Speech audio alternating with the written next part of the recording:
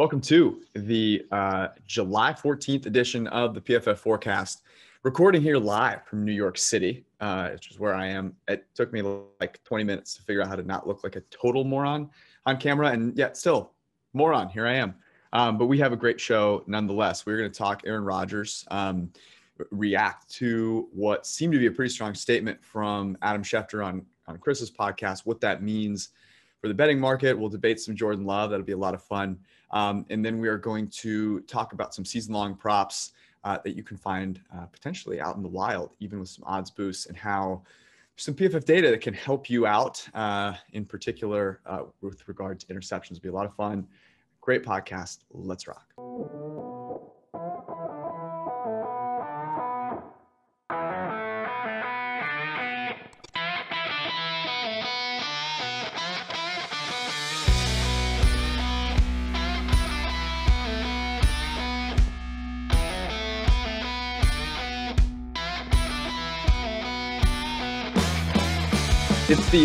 It's the midsummer wonky hair podcast. That's what I'm calling it. Yeah, George. You know, it's. I feel like this is the most football day that's ever lived. Why is that? 7/14/21. Oh, interesting. Yeah. Look at you. Did you? I mean, it would have been more football. You obviously didn't come up with that on the spot. You didn't come up with that on the spot. No, just right now. I just came up with it. Very nimble mind. It's all the. So hey, if anybody wants to come at us with you heard all those podcasts with like those like brain pills that every podcast shills. If you're a brain pill proprietor, come at us. Give us some money. By the way, I should mention right now on pff.com, no brain pills, but 40% off with promo code SAVE40. And here's what I'll tell the people. Look, we're going to talk about props here in a second. You're not going to get a better discount than this. Okay. You've probably got a fantasy draft or two coming up.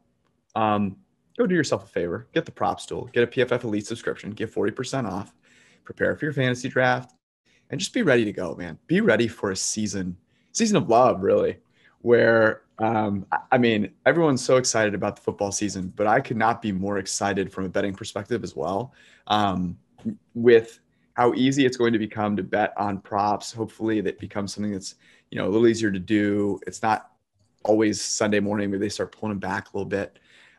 It's exciting. So go use that promo code SAVE40. You get all the premium content, all the betting tools, all the fantasy tools, and you get 40% off. Let's talk Rodgers here. So Adam Schefter on Chris Collinsworth's podcast, recommend go checking that out from yesterday.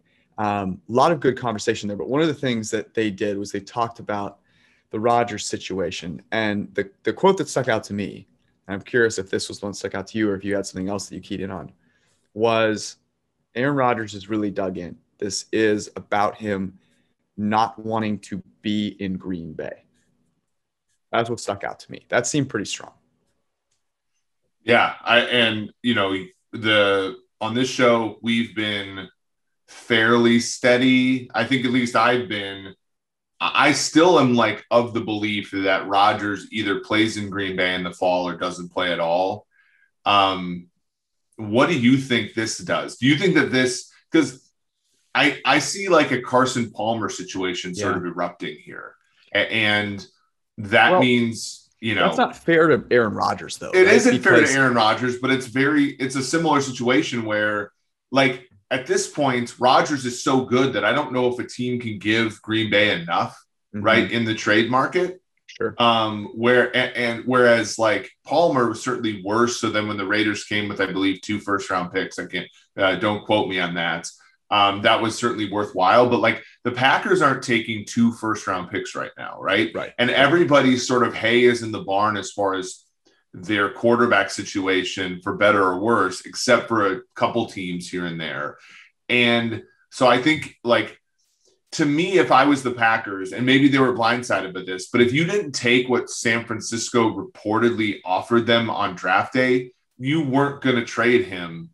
And so, like, I feel like now they just have to hold out for desperation. Let's say a quarterback gets hurt in training camp, gets hurt during the season. Like, you remember the Carson Palmer trade to the Raiders was because Jason Campbell like broke his collarbone, and the Raiders were in first place, I think, in the AFC West at the time. So to me, like if I'm betting on something, let's say like where does Aaron Rodgers start week 1? I would bet like he doesn't, honestly. And or he plays for Green Bay. What's interesting, so this was going to be my next point. Look, I said this, I think it was a week ago or 2 weeks ago. I love the Green Bay Packers plus 2.5 against the Saints because the Saints are playing Jameis Winston, and I think the Packers are playing Aaron Rodgers. And my reasoning for that was, one of my favorite quotes is time wounds, all heals, which is a Beatles quote. And I think it's it's an accurate play on words. And in this case, I thought, time wasn't necessarily healing the wounds here, but pacifying them enough where both sides could come. You know what it reminded me of, Eric, is, a mom and a dad. Marriage might not be, quite what it once was. You can think of the Wedding Crashers. Like there must have been some good times, maybe the marriage. Yeah, everyone loves the wedding. And you get to the point where you're like, look, this isn't, we wouldn't necessarily do this. It was just you and I anymore, but we got some kids that we care about. There's a bigger thing at stake here. And so we're going to do it for that reason. We're going to patch it up. That's what it was feeling like to me. So I take that and then I go look at the odds right now. You can find this on DraftKings. First team for Aaron Rodgers to take one snap for in 21-22. And I would assume this just voids if he does not take a snap for a team. The Packers are minus 400. The Broncos are plus 400. I think Adam Schefter is as good as it gets. Now, I'll say this. I think our new guy, Ari Merev, had some I thought he was on, he agreed with me. He was saying, look, I think he's going to play for the Packers. Schefter's great, but he's not infallible. Remember, he was also on the Mac Jones going to San Francisco at 3. And it's not that like he's not the one making these predictions. He's like leveraging the sources that he has. But that doesn't mean that they're always right. And so I'm still on Aaron Rodgers playing for the Packers. I think that's where the betting market is. I wouldn't bet minus 400, but I'd bet some of those derivatives of him actually making it to Green Bay. Yeah. Yeah. I think it's very likely that he could retire too. I mean, we're talking about a person who has a lot of eclectic. You think so? I was listening to a podcast, actually. This is interesting. Like this might make it to a recommendation at some point. But there's a podcast called You Made It Weird with comedian Pete Holmes. And I was like looking through like past episodes of it and he had Aaron Rodgers on. And I just was like curious. I listened to it and like Rodgers is not a football player. Rodgers is just a dude. Like, he's a dude that happens to be amazing at football. Like I think among a lot of, and you saw him on Andrew Brandt's show, you saw him on with the Pat McAfee show. Mm-hmm. Like the guy is like he's an amazing football player. He's a Hall of Fame football player, but like he needs the game less, right? Like I don't think we should be drawing comparisons to like Brett Favre here. Like I think we should be saying like this guy can take it or leave it as far as football is concerned. I think in many ways. Okay. I agree with you. And I think you're also crazy at the same time because he's a normal dude, but being a normal dude actually sucks relative to being a quarterback in the NFL and a great quarterback in the NFL. And dare I say the best quarterback in the NFL at times. And he was the MVP last year. So he was the best quarterback in the NFL for a good portion of last year. That's way different than being like, you know what? He's a normal guy. He loves to drink beer. So he's retiring from his job of 20 years as a construction worker. There's a big gap there where, and look, he's good at other stuff, but he ain't great at it. He was really good at Jeopardy for a quarterback. He's not great. He's not going to get that gig. He's a good actor for a State Farm commercial, but he's not going to be The Rock in 2 years where you're like, oh my God, like this guy's the greatest actor of all time. By far the best thing he does is play football. And I just have a really hard time seeing him when push comes to shove, giving up, especially because I think that the Packers will make some concessions because, Eric, I think Jordan Love, I have no love for Jordan Love. And I can't imagine the Packers going from Super Bowl contender to potentially the third or fourth best team in the division with Jordan Love, which is how I see it going. I would say, look, Aaron Rodgers, Jordan Love is easily a replacement level player, right? 3.5, 4 wins. Do you think he's better than that? Do you think he's an average quarterback in the NFL? I think like base rates alone. So I had Jordan Love more like a second round pick, let's say last year. But like a second round pick, I would maybe make Love a half a win above replacement if he played a whole season, maybe a full win. I also think you have to. What's that? A full. Where is this love? Where is this love, pun intended, coming from? Well, we're just looking at base rates, right? Like he's like a, a not a great, like I would say this. I don't think he's the greatest prospect of all time. I would not have taken him in round one, but I think if you add in LaFleur, you add in Devontae Adams' ability to make plays, you add in now that offensive line. I think this was a good point that I think somebody made. I think it was Greg Rosenthal made on Mina Kimes' podcast, which is like the offensive line does not necessarily look as good without Corey Linsley and possibly David Bakhtiari. So I do think that there are some things that are not quite as good there. But you also have an NFC North where, and we'll talk about the odds here, like Minnesota, Detroit, Chicago, like, maybe one good team out of those, right, is what you can expect every year. So, like, look, I don't think it makes them like a 6-win team. Do you have the odds in front of you right now? I can pull. Yeah, I have. So Green Bay currently on DraftKings is -125, which is shorter than it was recently. So I do think that there has been some reaction to this news. Minnesota's +225, Chicago's +400, which is longer than what it has been previously, which is interesting. Detroit's 25-1 to win the division. Yeah, I mean, my reaction to this still is the team that capitalizes, the team rooting hardest for Aaron Rodgers to be a man of the people and retire are certainly the Chicago Bears. Because I agree with you. Those other two teams, the Vikings, I think are always a little more optimistic than, or have been a little more optimistic than they probably should be. And the Lions, whatever.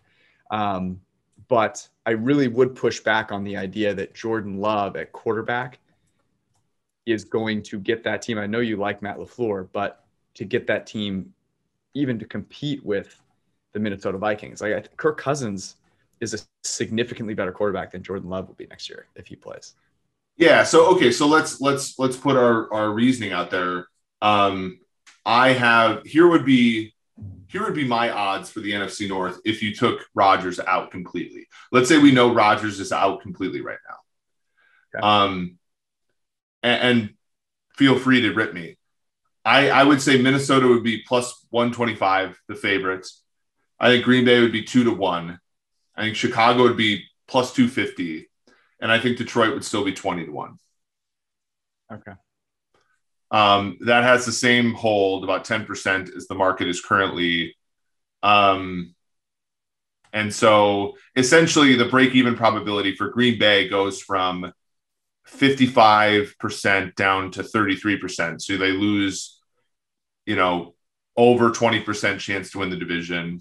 Minnesota goes from about 31% break-even to 44% break-even, which I think is fair. Interestingly, Minnesota before last season had better odds than even this to win the NFC North. So, maybe I'm a little short on them still. Chicago goes from 20% break even to 29% break even, and then Detroit goes from 4% break even to almost 5% break even. So, I don't know. What do you think of that? I think that's fair. I mean, I think it's more about, if I think about the win total, for example, I think that's where you just need, the Packers would just need to be pretty good.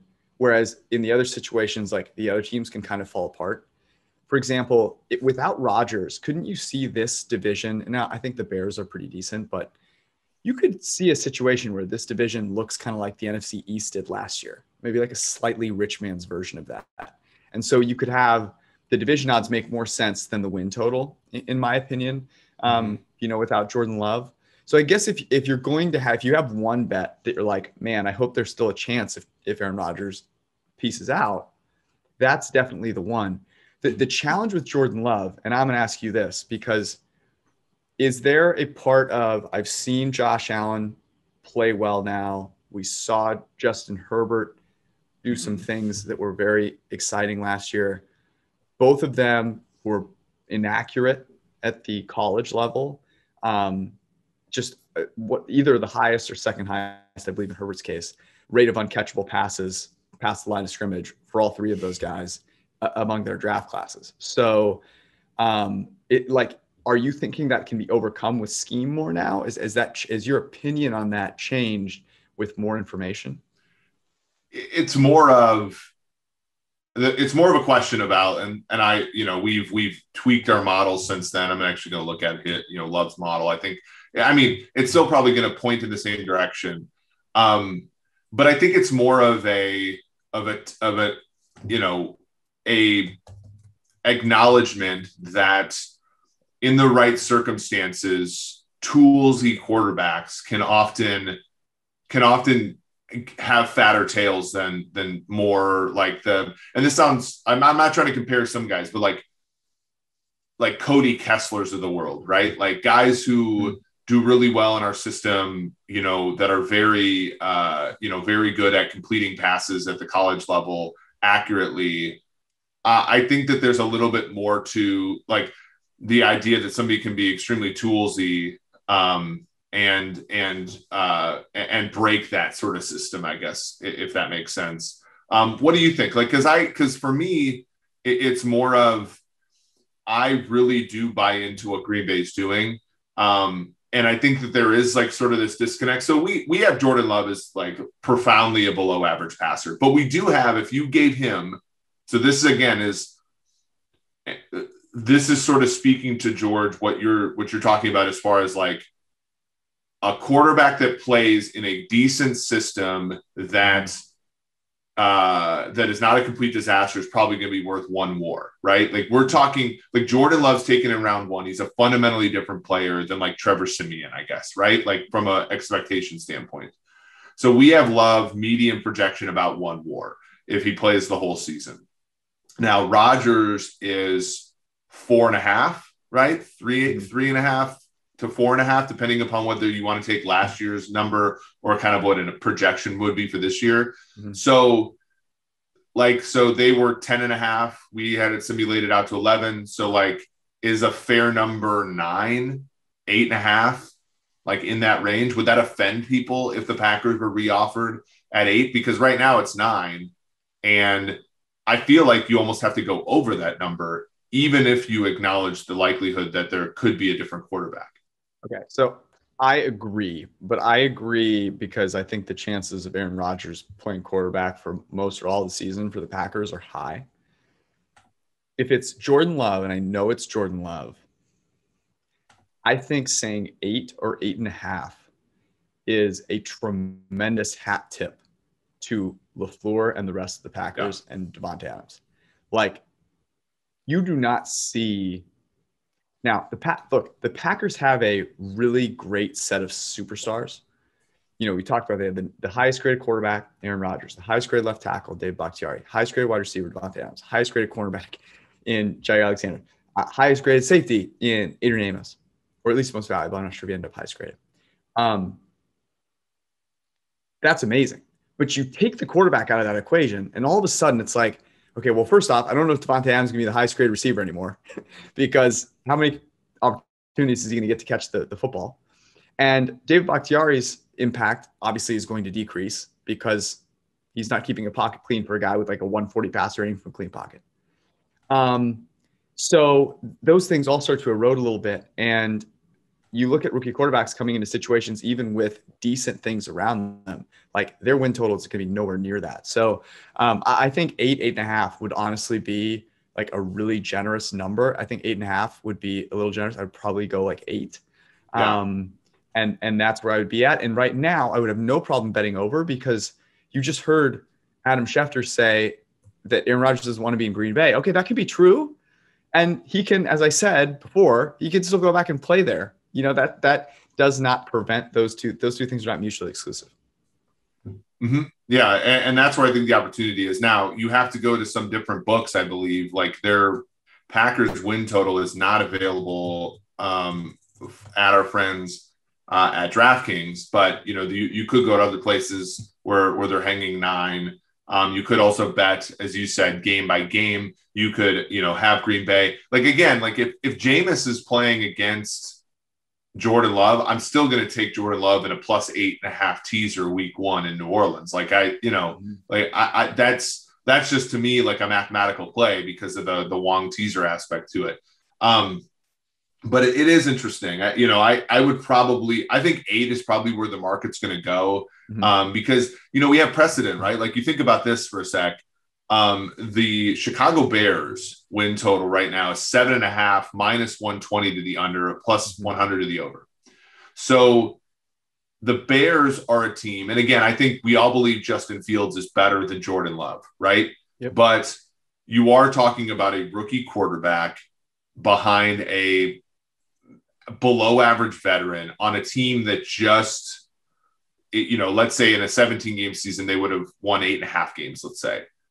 So if you offer the Packers at 8, let's say, you're basically saying that the Justin Fields versus the Packers roster gives the Pack, essentially, right? Like, you're looking at that and you're saying, oh, that's only like 1/2 of a win better. Like, I have a little bit of a difficult time with that. Yeah. Again, we like Fields, but like the betting markets, like, everything shrinks, right? Everything shrinks down to some sort of expectation, and you're squeezing out a half a win here and there, right? So even though I think we believe Fields is so much better than Love. Yeah. Who has the better supporting cast? Love or Fields? Well, the offensive line for the Bears is still, I don't think, quite as good as the Packers, even reduced. Robinson is not as good as Adams, but I think some of the younger receivers for the Bears are better than some of the younger receivers for the Packers. Tanyan and Kmet are about the same. So it's, and the running games are about the same. Who cares? What about the defense? And LaFleur is better than Nagy. So, like, what about the defense? Let's say they're about the same. I think that's fair. What is that? A half win? Yeah, like we have Fields. If Fields played an entire season, I believe Fields is projected WAR is like 1.7. Okay, this aligns perfectly with how I feel. I think that at most, the rest of the roster plus the coach for the Packers at most is half a win better than that of the Bears. And I think that might be generous because you've said this before, Matt Nagy had Mitch fucking Trubisky and Nick Foles. Yeah. Okay. He was with Andy Reid and Patrick Mahomes. It's not like this guy has no pedigree. Matt LaFleur had Aaron Rodgers. Big difference.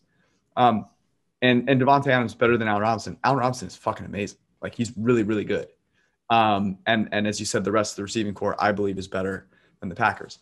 And I think there is probably a win above replacement difference between Fields and Love, and it could be even bigger. So, like, you add those two things together, and I am now changing my tune a little. Like that. That's why I like betting the Bears, I guess. Right? Is that I think the Bears are better than the Packers are if you take away Rodgers. Well, I think right now the fact that you can get the Bears at 4-1 to win the NFC North is a steal. Like, that to me, because that is the point.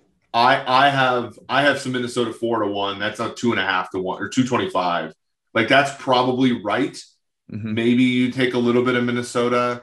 The other place to look is these to make the playoff props. So right now, the Vikings are +125 to make the playoffs. That's another one where you could think about, you have the best quarterback in the division if Rodgers leaves, or you probably do. I mean, Fields has higher upside than Cousins, but like, but +125 there, that's not a terrible one.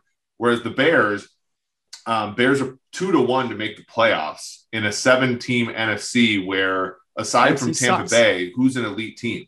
The NFC is absolutely terrible. Yeah, no, that's a great. I'm glad that we ended up just talking about how the Bears are smart bets here. And I agree with that. By the way, we'll talk. So one of the great, here's a bet that specifically on DraftKings you can get boosted, which is Detroit to make the playoffs was +750. You can get it boosted to 12-1, which I think you almost have to do. Can you imagine?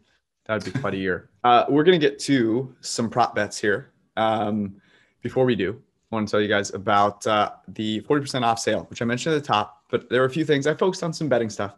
There's some other stuff in there too. The NFL draft guide for 2022. Yes, I know it's 2021, but the draft guide for next year, our first version, is out today. It is a part of both the Edge subscription, which can cost you only $5.99 with the promo code SAVE40.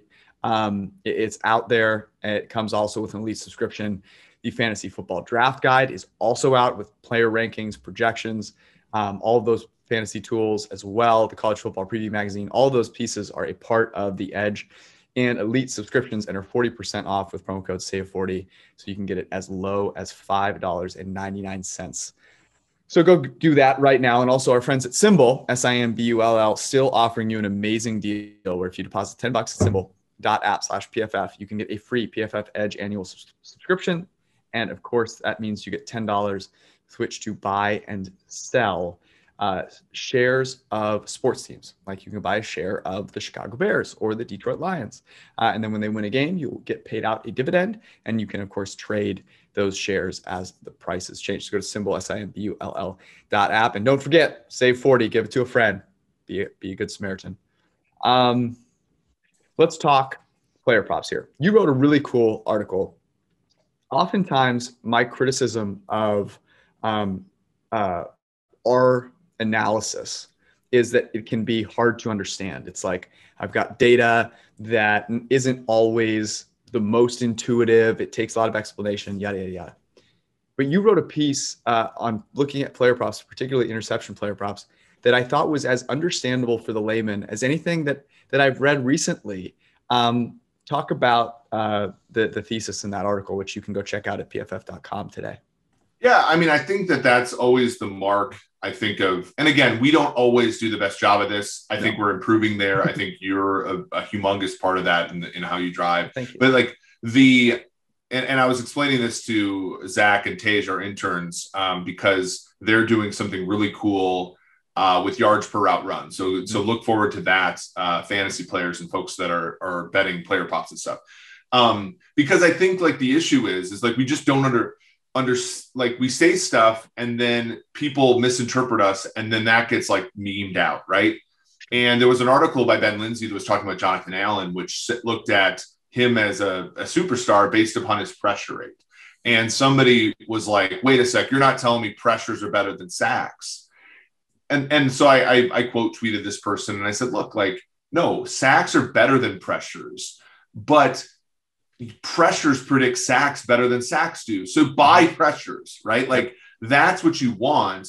And we're not saying that sacks don't matter. We're not saying that there are some people who are not or better finishers than others, right? Like Jadeveon Clowney, like can't get a sack to save his life, but is a relatively good pressure player. Like eventually you do have to look at those edge cases. Like there's no, and so I got myself thinking, I'm like, because and we built the props tool together. The props tool takes into account a lot more than what I'm going to talk about, but that's not always fun. And I think part of the fun of a PFF subscription, which you can get with SAVE40 as the promo code, is doing some of this stuff yourself.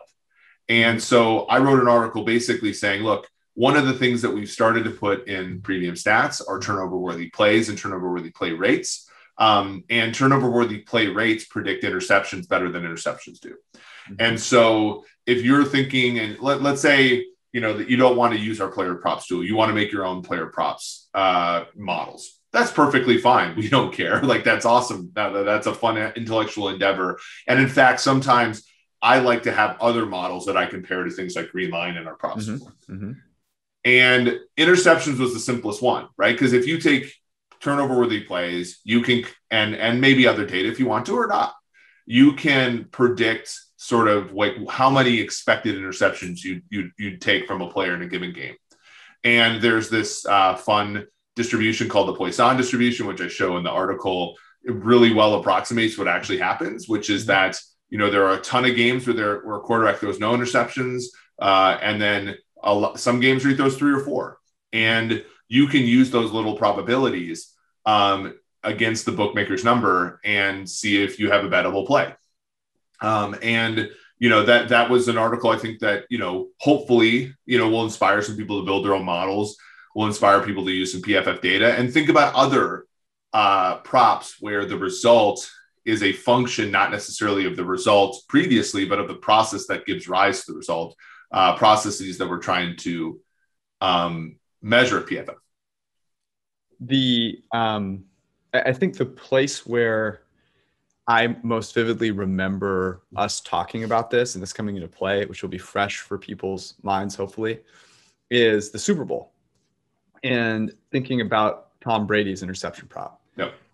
Tom Brady threw a fair number of interceptions last year. The one that comes to mind, ironically, is week 1, where he threw an interception targeting Mike Evans. And everyone goes, oh, look, it's going to be a rough one for Brady. And it was a miscommunication, Mike Evans, and he were not on the same page. And that's where PFF, I remember having this conversation with Ben Stockwell, who doesn't get mentioned enough, by the way. Ben Stockwell is our head of analysis. He is the man that obsesses over making grading as objective as it possibly can be. And no, does not hate your team. And I remember talking to him about that play and saying, okay, so is this a turnover-worthy play? Explain it to me, take me through your thought process. And I believe it ended up being graded. I'll have to check with Bruce here, but I believe it ended up being graded as a negative graded throw, but not a turnover-worthy play. And it shows up in the box score as an interception. It shows up. And when people are looking at the Super Bowl, they've forgotten about that play long down the road. But that is a huge difference, right? At that point, those players were on the same page. And that's just one example. But Brady's turnover-worthy play rate was one of the best in the league. Whereas you look at his interception rate and total number of interceptions, you go, wow, he's been reckless with the football. And that was an opportunity to bet no interceptions at a plus number. I want to say it was close to plus 140. Which is one of the numbers that you referenced here in the article. And that is a huge area of opportunity because player props are just not something that people are attuned to. They will get there at some point, so get in there while it's hot. Go read the article. You should definitely check it out. And then, go leverage that Save 40 promo code and go take that number and use it to inform your decision-making throughout the year. I think it's a really cool thing that is easy enough for people. I know we have a lot of people listen to this podcast who are advanced mathematically, but some of you may be trying to find something to get the ball rolling on that. And it's always nice to find an easy example, an easy thing to do to get started. And I think this one is a great example of that, where I think just about anyone, with a little bit of grit and determination could pick this up and leverage it throughout their season. So I think this is really cool. Do you have any other, obviously this talks more about like in-game props, anything that you would leverage out of this in terms of futures or player props, season long? Yeah, I think the thing that's important to know about game by game props versus season long props is the distributions are more normal as the number of games and snaps goes up, right? So when we cite the mean for player props for season-long bets, that is because the distributions are more normal. They're not perfectly normal, but they're more normal. And by normal, we mean bell-shaped. We mean the median and the mean are about the same. Whereas for a game-to-game, it's really important to pin down what the probabilities are, right? That's why, in the article, I say, like, look, if a guy has a 3% interception or, turnover-worthy play rates, let's say, and he throws 35 passes, then that's a 1.5 is your average. But then, like, the question is like, what does that even mean? Like, right. Does that mean you should bet one interception over, right? Like that. And that's why you have to attach a probability model to it. For season long, it's a little bit more straightforward in that there are fat tails for sure, but they're not quite as fat as the game level. So like, but even like interceptions at a season level, sacks at a season level, if you can get a prop. I know game to game, one of the things that you can do is leverage, game to game sacks, right? So we talked about that in the Super Bowl, but, think about, on PFF, you can go in and find out what's the probability that a sack turns into a pressure for each quarterback, right? Mm-hmm. You can also know what a quarterback's pressure rate is going to be, right? You can even tune it to the offensive line grades, which of course are on pff.com. So if you want to bet an over under, a lot of times it's something like 2.5, 3.5 sacks. Like that's a prop that if you want to make use of the PFF data yourself, you can certainly do that. You know, touchdowns, it's a little bit weird. So here's an example, George, I wanted to point out. Using big time throws to predict touchdowns is a little bit tricky. And so you got to be a little bit careful there. It's not quite as stable, and they don't predict touchdowns nearly as well. Now, they do a decent job, but you look at Brady over the years. So 2018, Brady had 20 turnover-worthy plays. 2019, he had 18. 2020, he had 17. So about the same every single year. But his interceptions went from 14 to 9 to 15. So again, more variability in the outcome than the process. That's kind of what you want. For big time throws, he had 33, 23, and then 56 last year. And a lot of that is sort of volume based, but then his touchdowns similarly oscillated 31, 24, 50, if you include a postseason. So again, you have 2 months almost till the regular season. PFF, the premiums, premium stats will sort of lead you to a lot of different hypotheses. And our props tool gives some betting markets, but not all of them. And I think the gold mine is to find the betting markets, that are yours, and you can hammer, for a few weeks until your books limit you. One of the reasons to explain that a little bit. So you brought up two things that are really interesting. A player, let's say they play 4 games and they have 0 interceptions in 3 of them, and they have a Jameis Winston in the 4th game and throw 4 interceptions. Okay, so they've thrown 4 interceptions in 4 games. Their average is 1, but 3 of those games they didn't throw an interception, right? And so the average and you betting the under every single game don't tell the same story, which is what you're getting at. And you can see that in the distributions that you have in the article. The second thing is big time throws. A touchdown requires you to be, or should I say this? A touchdown is hugely influenced by where you are on the field, but you can make a great throw anywhere on the field. And to some degree, actually, I believe this is correct. I haven't looked at this in a while, but your opportunity to make a big time throw actually increases the more space you have in the field. Yeah, right. So you are more likely to make a big time throw at the 50, but less likely to score a touchdown. And therefore, the way that it predicts touchdowns is different than an interception and a turnover-worthy play, where an interception can happen anywhere, right?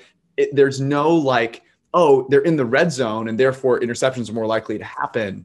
And a turnover-worthy play is a turnover-worthy throw, I should say, is a throw that should result in a turnover. In fact, they do more than 50%, about 50% of the time, whereas all of the throws result in a turnover less than 0.3% of the time.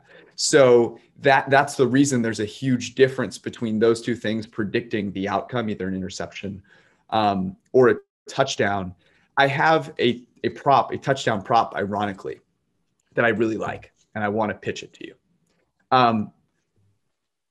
The odds for most passing touchdowns on DraftKings.com.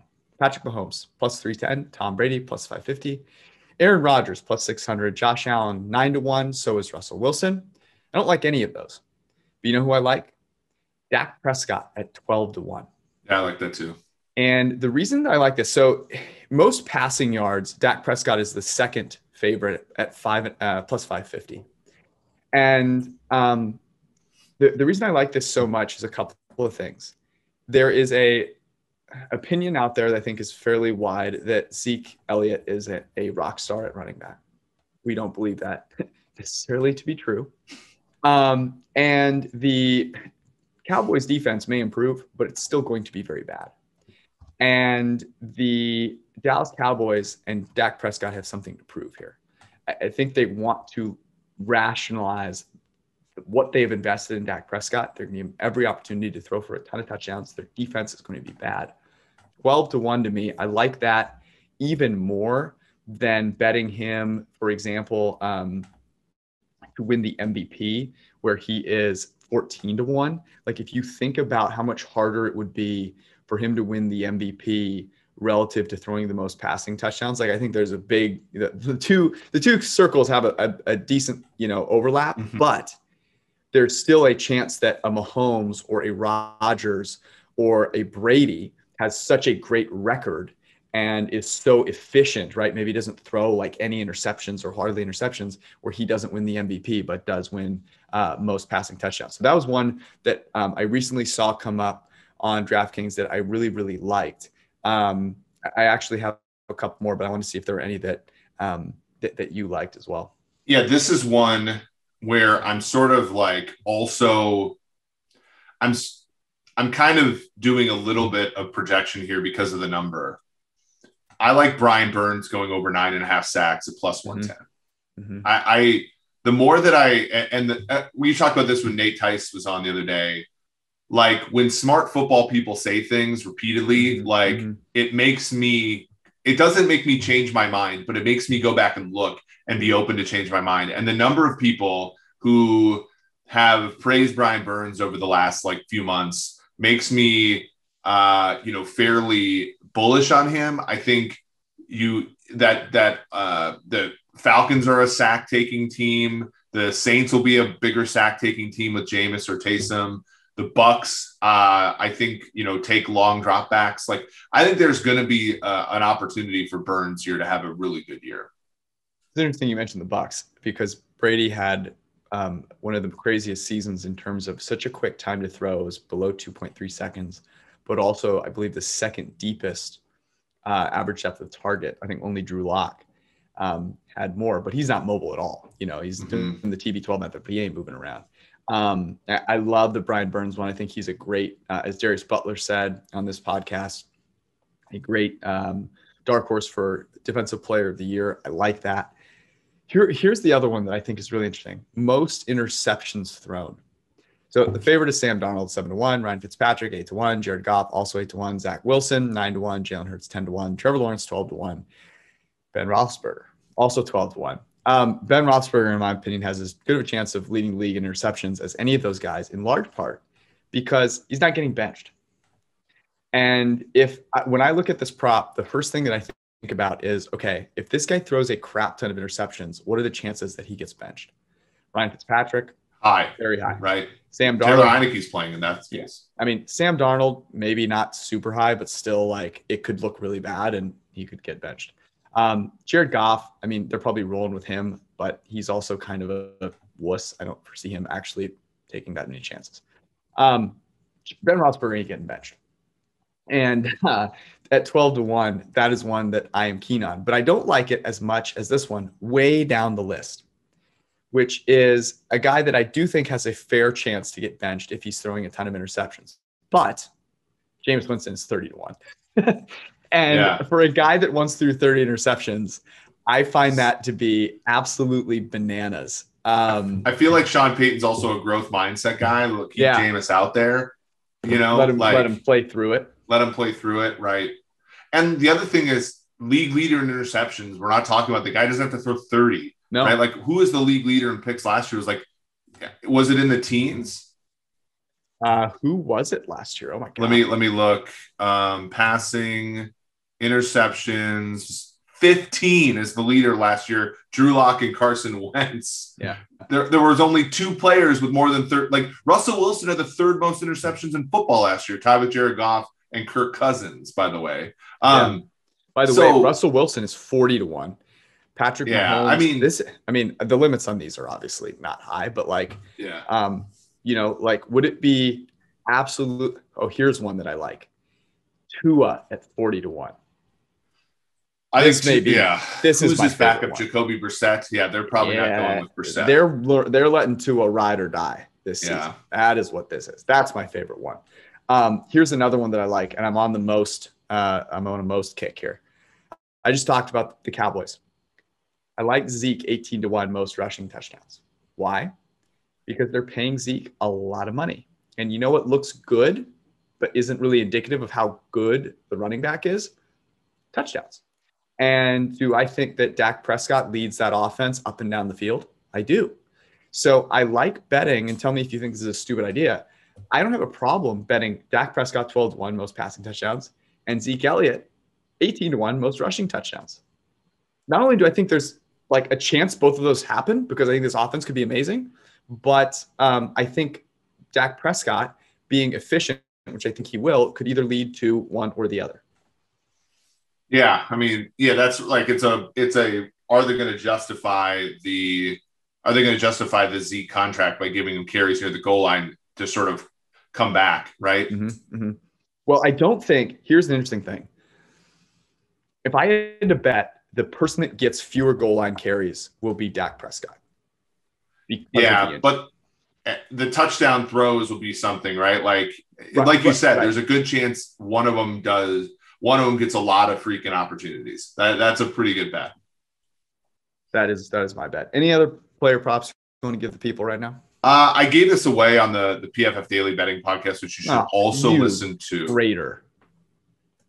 But this is one where I don't think people are going to be like, well, what the heck, Eric? I like Justin Herbert over 450 and a half yards. I think the Chargers are going to be worse than people think.